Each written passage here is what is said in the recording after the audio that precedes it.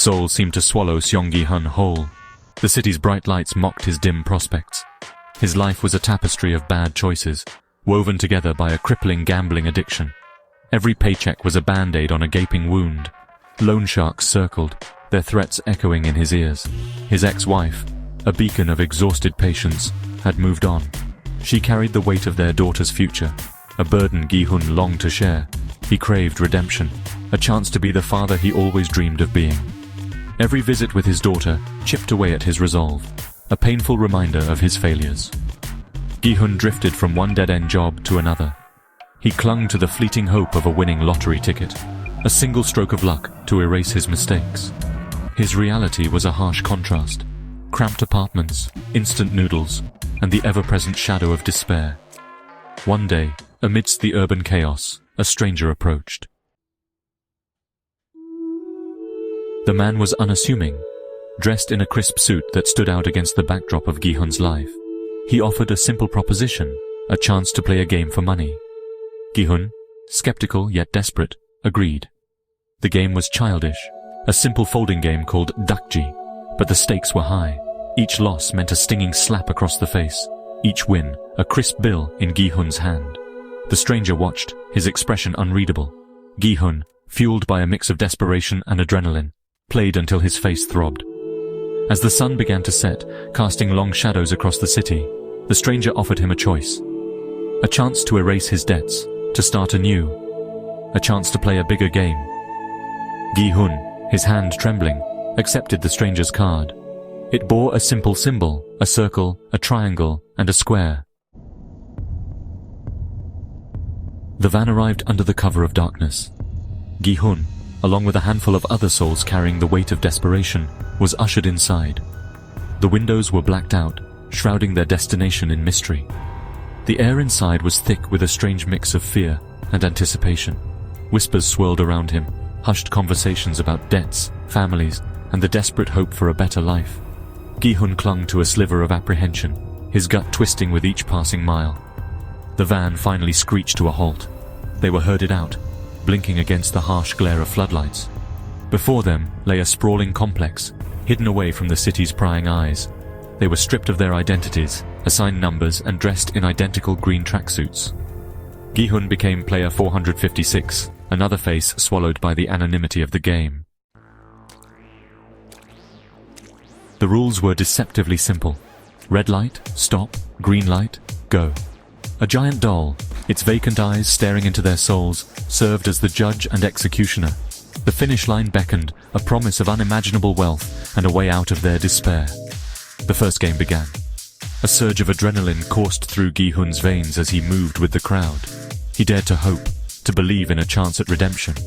But the air was soon punctuated by gunshots. Players who dared to move outside the designated time fell, their bodies littering the once innocent playground. Panic seized the crowd. Gi-hun stumbled, his heart pounding in his chest.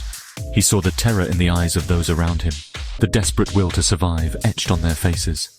He knew, with chilling clarity, that this was no longer a game. This was a fight for their lives. Section 5. Faces in the crowd. Bonds forged in fear. Amidst the chaos, Gi-hun found himself drawn to a small group of players. There was the old man, player 001, his frail frame belying a cunning mind. Se-byok, a young woman with a steely gaze, guarded her secrets closely. And Sang-woo, a sharp businessman whose desperation mirrored Gi-hun's own. They formed a fragile alliance, a support system in a world where trust could be a fatal flaw. They shared meager portions of food, whispered words of encouragement, and clung to each other as the bodies around them piled up. Each game, each harrowing escape from death, strengthened their bond. They witnessed the unraveling of humanity, the lengths to which people would go to survive. But within their small circle, a flicker of hope remained. They clung to their shared humanity, a beacon in the encroaching darkness.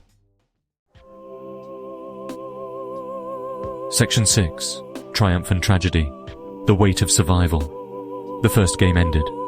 The survivors, a mere fraction of those who had started, stood trembling, the weight of their victory heavy on their shoulders. The ground was littered with the bodies of those who hadn't made it, a stark reminder of the price of their survival.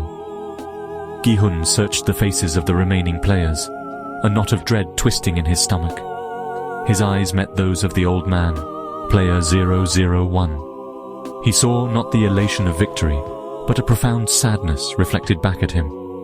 The enormity of what they had endured, what they had become, threatened to consume him. The image of the fallen players, their faces etched with terror and despair, seared itself into his memory. The line between right and wrong, between survival and humanity, blurred. He had survived, but at what cost?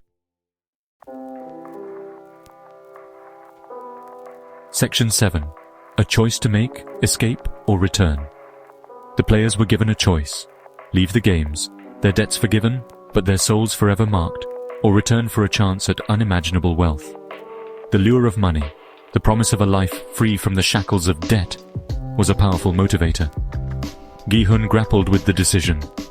He thought of his daughter, of the life he so desperately wanted to give her. He saw the haunted looks in the eyes of the other survivors, the knowledge that they had crossed a line from which there was no return. The vote was cast. A majority chose to leave, the horrors of the games outweighing the allure of wealth. But for some, the draw of the prize, the belief that this was their only chance, proved too strong to resist. Gi-hun, his heart pounding in his chest, made his choice. He would return. Section 8. The Price of Hope, Gi-hun's Resolve.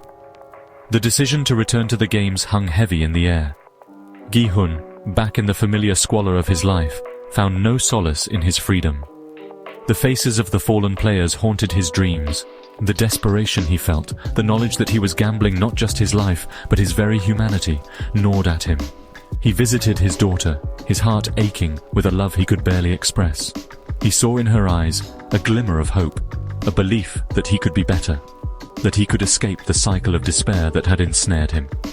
He sought out the other survivors, drawn together by a shared trauma and a perverse sense of camaraderie. They were broken, haunted by their experiences, but they were alive. And as long as they were alive, there was a chance, however slim, that they could find redemption. Section 9. The games begin. A glimpse into the abyss. The van returned, a grim reaper's chariot come to collect its due. Gi-hun, along with the other returning players, stepped back into the abyss. The familiar green tracksuits felt like a shroud, a symbol of their surrender to the twisted game they had become entangled in. He looked at the faces around him, each one etched with a mix of fear and determination. They were no longer strangers, but comrades bound by a shared experience that few could comprehend. They were survivors, each with their own reasons for risking everything on a game of death. The games were about to begin. The prize, a fortune beyond their wildest dreams, awaited. But the cost, Gi-hun knew, would be immeasurable. As the doors to the game arena swung open, he steeled himself for the horrors that awaited. He was player 456, and he was ready to play.